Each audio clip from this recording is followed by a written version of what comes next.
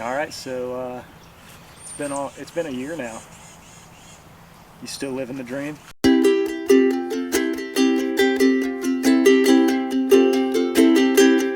Yeah. I'm enjoying it.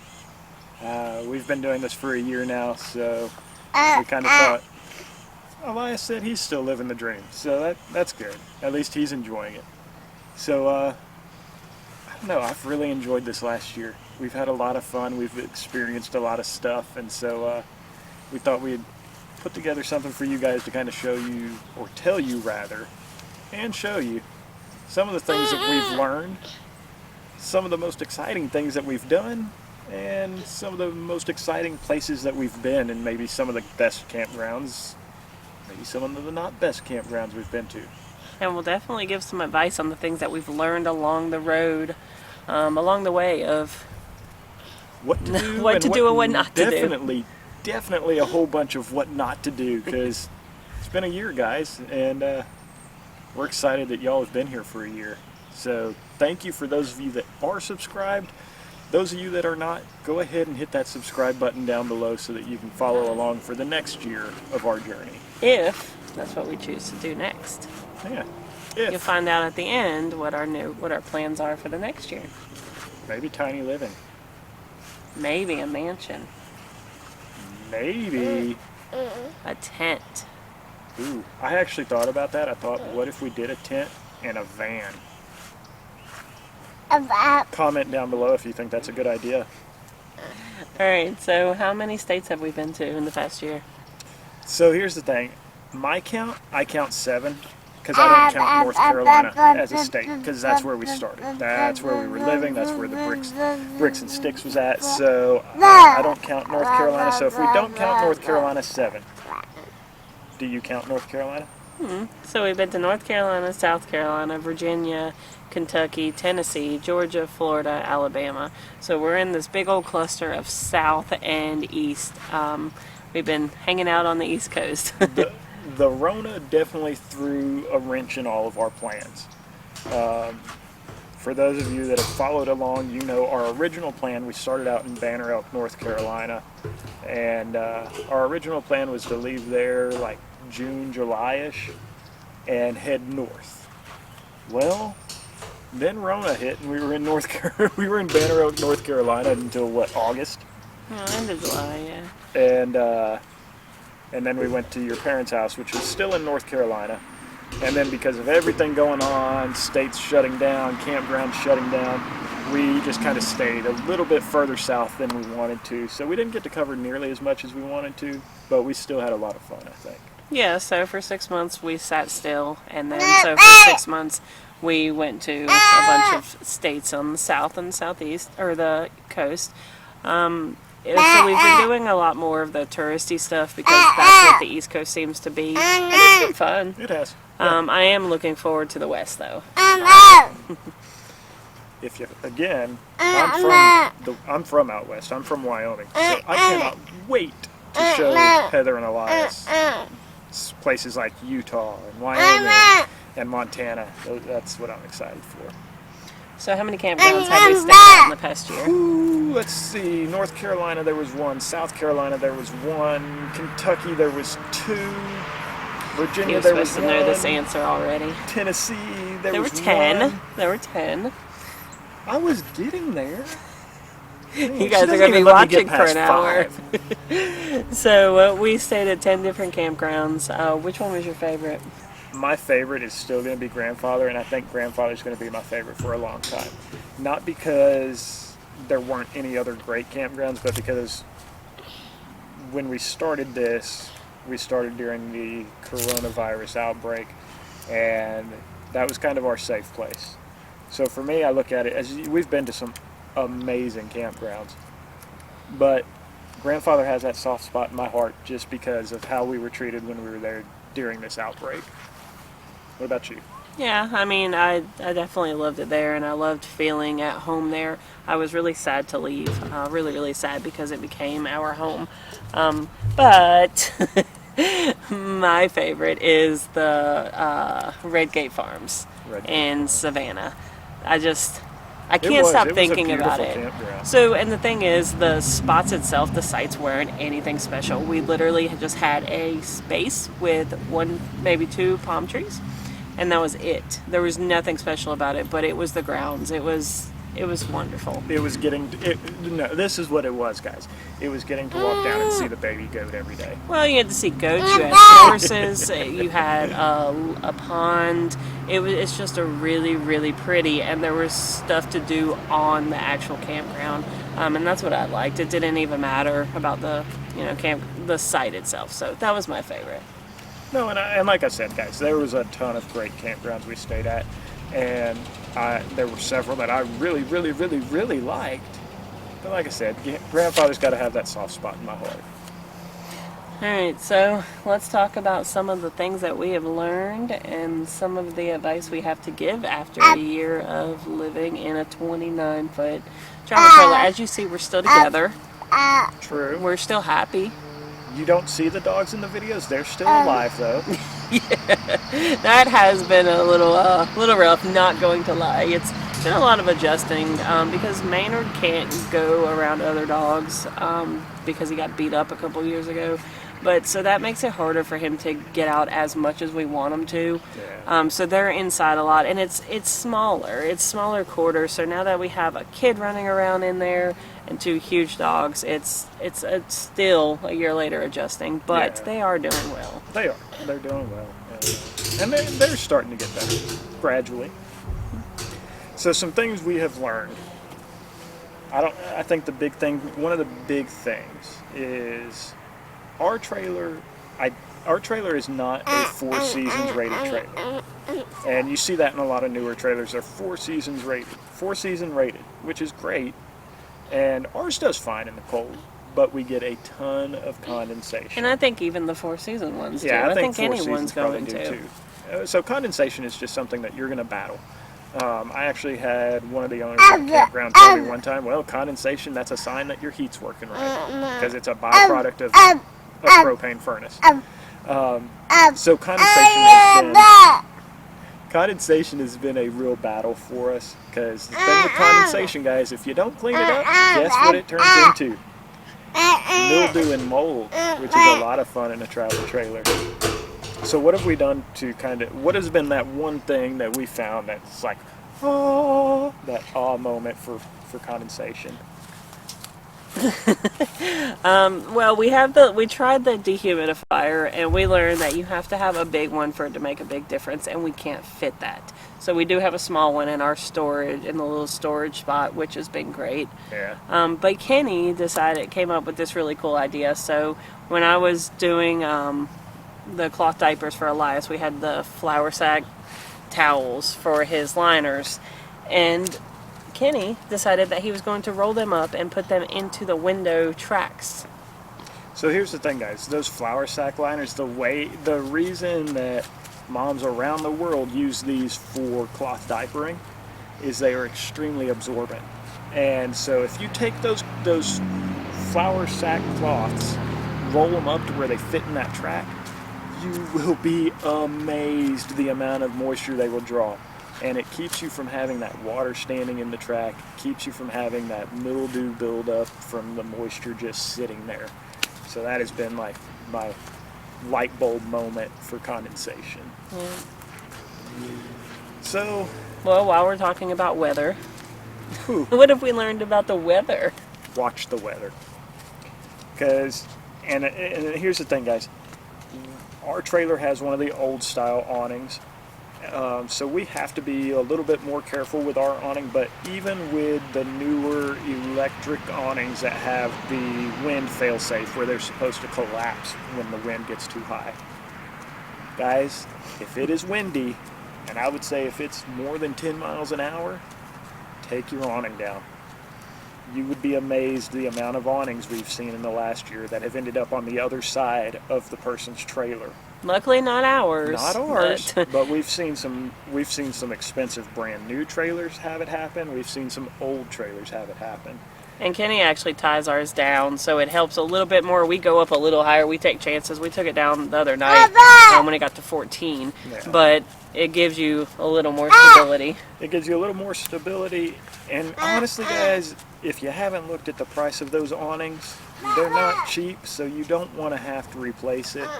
But the other thing is, if you don't take that awning down, you're going to have to listen to it all night. You're going to have to listen to it going, boom, boom, boom, And you won't sleep. and you won't sleep because you're worried that your awning is going to end up in the trailer. And then things like knowing when it's going to rain, you know, bringing in your chairs and all that stuff. But the other thing with the wind. So the other thing, check on travel days. Check the weather the night before, because this happened to us in Kentucky. We had what was supposed to be like a 2-3 hour drive, and we hadn't watched the weather the night before, and we get on the interstate there in Kentucky, and I mean the wind is literally gusting at 40 miles an hour. And with any travel trailer, that's high winds, but when you're traveling in a trailer as light as ours, it was all I could do to keep the trailer on the road. It was really nerve-wracking, and so eventually we had to change our what would you call it, route. We had to change our route so that we could take roads where I was driving into the wind instead of driving across the wind, so that the trailer wouldn't be getting blown around. And that actually turned to that drive that was, like I said, supposed to be 2 or 3 hours into a 5-hour drive. So one, keep track of it so that if you do have to move, you can adjust your route, but also so that if you have the option, if you have a space in the campground you're at and they will let you stay another night to wait out that windstorm, by all means definitely do it, because it is nerve-wracking if you were on the roads. One, you're fighting those semi-trailers with a light trailer blowing by you at 80 miles an hour, and then also if you're fighting 40-mile-an-hour winds, it is no fun, guys. So what about moving day? While we're talking about that moving day, one of the things that I've learned, like we've been trying every time that we move to make it easier on us while we're getting ready. And one of the really, really big things that's been helpful for me that was such a simple thing was Velcro. I decided to go buy the Velcro strips. It comes in a long strip, and I cut it.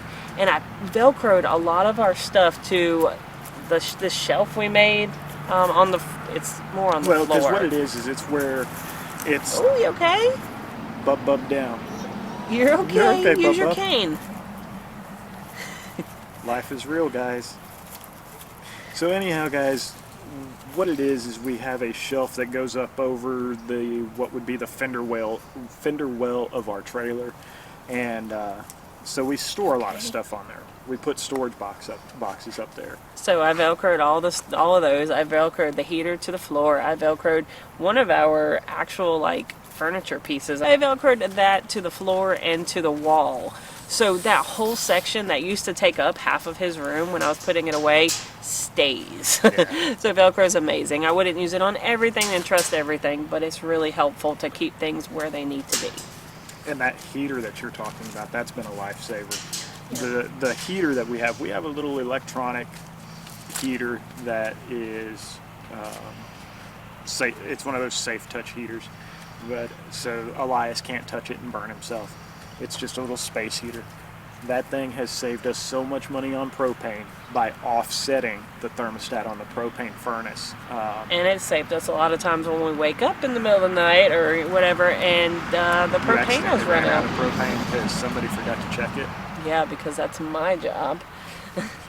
No, but it's, if you're at a campsite and your electric is paid for already, use it with your propane. You can do half and half, and like he says, it offsets it, onsets it. What I do is I'll set the space heater a couple of degrees lower than the furnace, so that when the furnace kicks on, it'll run for a little bit by itself, and then that space heater will kick on, so that the one is not running all the time. They kind of feed off of each other. So another thing that we've learned is not all campgrounds have 30 amp adapters. Is that what it's called? Yeah. Well, they don't have a 30 amp plug. Ours is 30. Our trailer is 30 amp, and then there's trailers that are 50 amp. But not all campgrounds have both. So we did know this ahead of time at both. We've gone to 2. Yeah.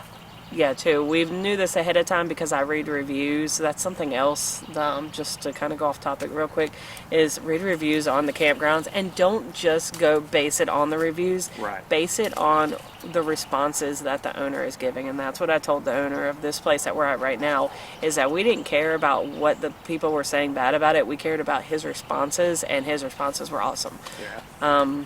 So back on topic, is I saw in the reviews of both places people were saying that 50 amps. So you're gonna know ahead of time likely, but don't find yourself in that situation where you get there and you unhook and everything and you go to plug in and it doesn't fit and you have to go out and because sometimes you might get there late at night. There may not be any place to go and get an adapter. I was gonna say, but you can get it at Walmart, right? You can get them at Walmart most of the time. Yeah. So Walmart, if there's a Walmart close by, if we needed one in Fancy Gap, I would have been really aggravated because Walmart was 45 minutes away.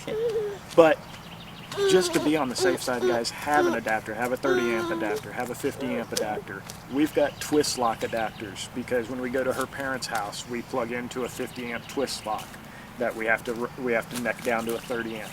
So adapters, they don't take up much space and they can save you a lot of time on the road. So another thing that's been a really big thing for us that we've had to actually learn is to slow down. And that goes in so many different directions, from don't get in a hurry when you're leaving or when you need to get somewhere. Make time to just chill out, you know, when you're traveling and when you're doing videos like we are, when we're trying to see things, we get so caught up in doing that we realize that, hey, we never even had time to chill out on our day off of work or something. But a year later, we are still struggling with that. We're doing better, but we're struggling with, we're actually having to schedule time to just sit at home and do absolutely nothing. Because if you don't, you're going to burn yourself out. You know, you're doing fun things, you're doing awesome things, but you'll burn out because you're going to be exhausted all the time. Entertainment starts to become a job. Yeah. Especially if you're trying to do YouTube videos.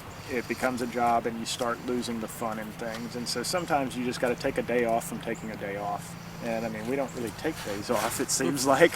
So we need to still work on that.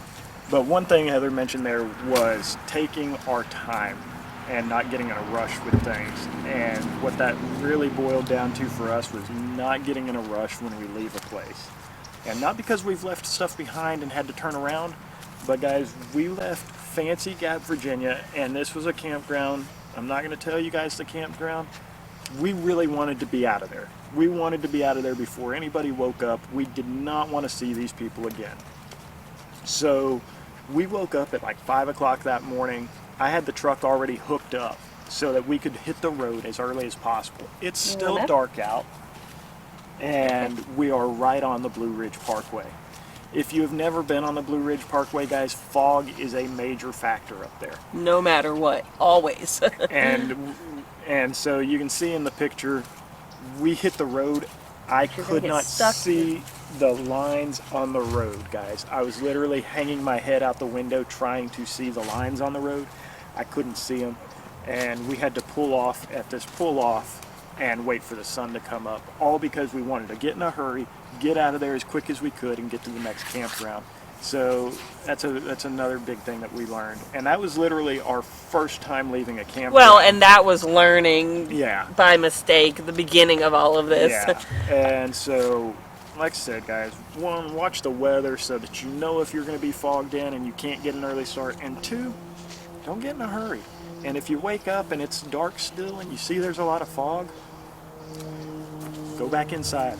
Give it a little while. Let it clear off. Well, that's what now, when I asked Kenny what time we're going to leave, he said, I don't know. We'll plan on this and we'll see how it goes.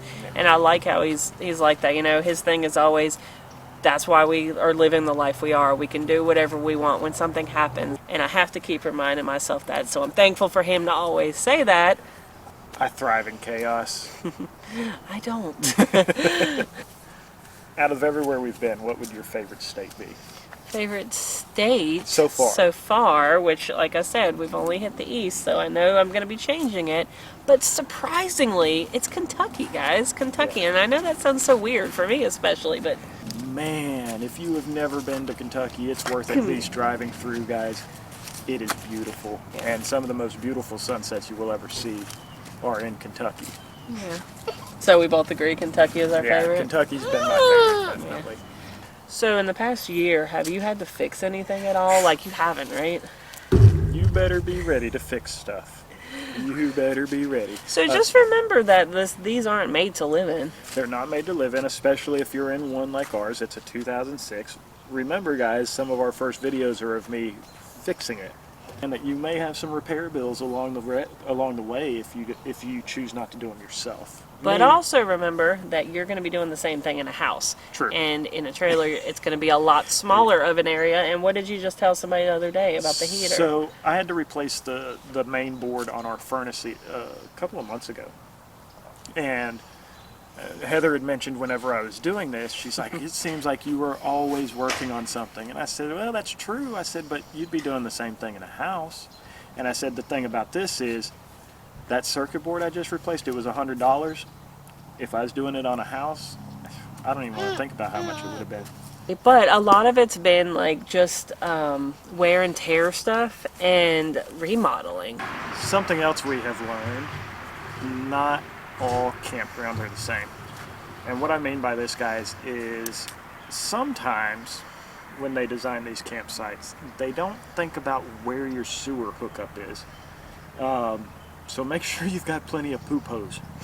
And same thing with like water hose.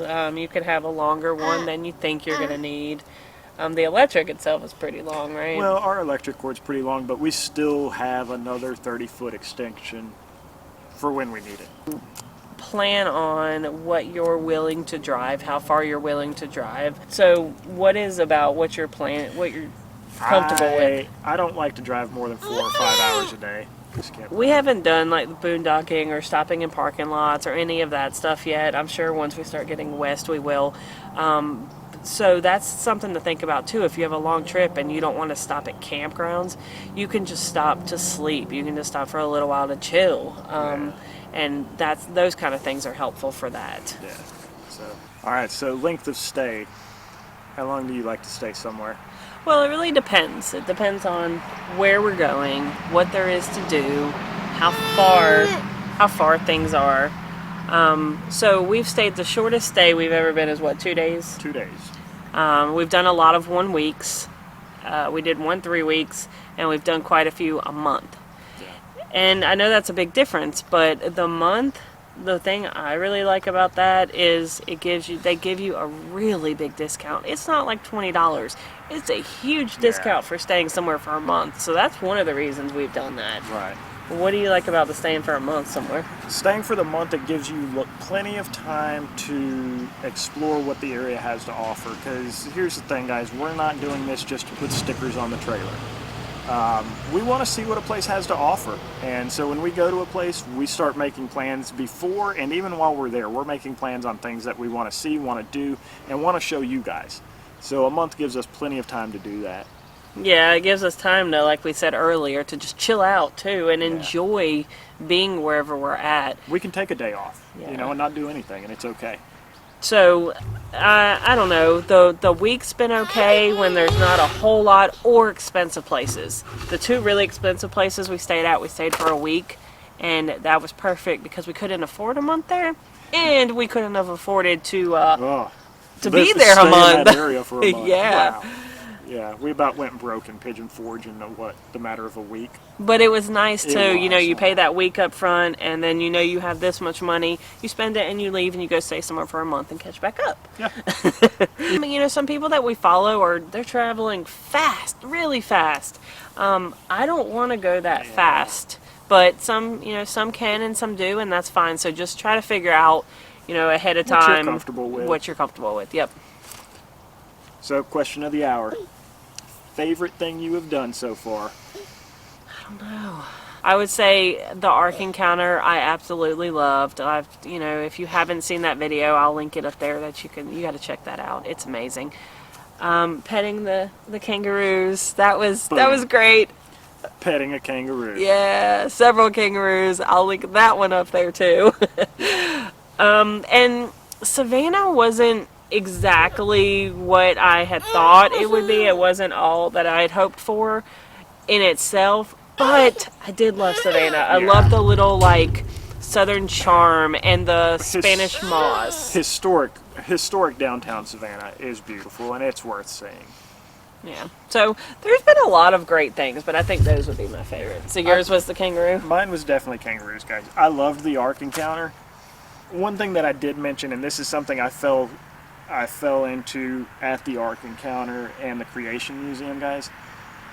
I did a lot of the filming there, and I thought, oh, I'm seeing everything through the lens. It's the same thing. I missed a lot of what was going on there. And not that I didn't enjoy it, I enjoyed it immensely, but I really dove way into videoing that, and I let myself get caught up in videoing and not enjoying it. So kangaroos, you can't help but love petting a kangaroo in Kentucky. So that's been my favorite. And if you are a YouTuber that travels, one thing, or there's been several things, but one of the big things we've learned of that is to not record everything. Yeah. Take time for your own families and just see, because like he said, I feel like half the time he's not even there with us. And, that's not to say I don't appreciate what he does, but it's constantly having to do that. And so he finally said, we're going to pick certain things that we're going to record, and then certain things we're just going to do as a family. Or we're going to have to start doing things twice. All right, guys. Well, been 1 year, and we are thankful for this life that we are able to live, this journey we are on that we never thought possible. Yeah. So, what is next for us, Kenny? What do we do now? We've done this for a whole year. Are we done? Do we go back to a house? I was thinking we could open a Porta-John service, and we could make the first home out of used Porta-Johns. Okay, so when we started this and we remodeled our whole trailer, I thought that's what we're going to just be in this whole time.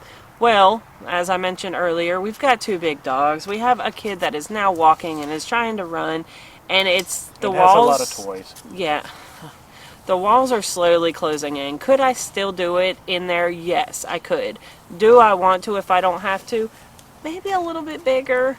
I don't want something really big, so we are looking at, we don't know for sure, but we are looking at maybe May, June, trying to sell our trailer and upgrade a little bit. So comment below with your offers, guys. Yeah, so this thing is mint. No, it's not. I do still love it. I really, really love it, but I would like something a little bigger for Elias to run in. I would like something a little bigger that I'm not tripping on the dogs. Yeah. So we're going to upgrade. We're going to continue hitting the road. We're going to explore the rest that America has to offer. Yeah. And we look forward to taking you guys along for the ride. Yep. So guys, again, if you haven't already, hit that subscribe button down below. Hit the bell so you get notifications of when we post new content. And guys, comment down below with where you think we should go next, because guys, it's up in the air right now. We're waiting on doctor's appointments. We don't know where we're going. And keep following us, because we haven't even hit half of this country yet. We still have so much to see, and everything I keep hearing about the West Coast, I think there's going to be some really exciting stuff. So. Exciting stuff coming. So guys, make sure you find us on Instagram and Facebook also. So guys, thank you for being with us for this year, and we look forward to the next year. Bye, guys.